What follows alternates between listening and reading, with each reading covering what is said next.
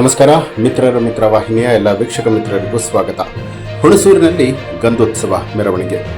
ಹುಣಸೂರು ನಗರದ ಜೈಲ್ಬಿ ರಸ್ತೆಯ ಇತಿಹಾಸ ಪ್ರಸಿದ್ಧ ಚಮನ್ ಶಾವಲಿ ಅವರ ಶುಭ ಗಂಧೋತ್ಸವ ಕಾರ್ಯಕ್ರಮ ಬಹಳನೇ ಅರ್ಥಪೂರ್ಣವಾಗಿ ನಡೆಯಿತು.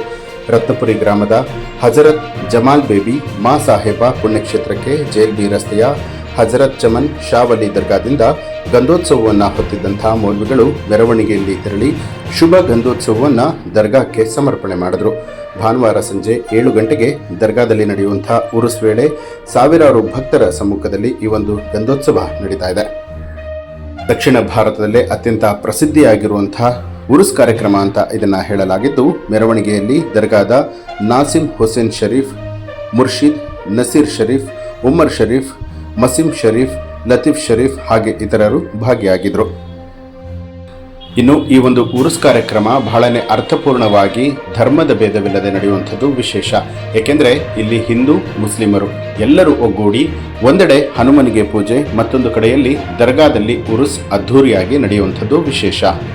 ನಾಳೆ ಭಾನುವಾರದಂದು ಈ ಒಂದು ಉತ್ಸವ ನಡೆಯಲಿದ್ದು, ಹುಣಸೂರು ಸುತ್ತಮುತ್ತಲಿನ ಗ್ರಾಮಸ್ಥರು ಹಾಗೆ ಬೇರೆ ಬೇರೆ ನಗರಗಳಿಂದಲೂ ಕೂಡ ಸಾಕಷ್ಟು ಜನರು ಸೇರುವಂತಹ ನಿರೀಕ್ಷೆ ಇದೆ.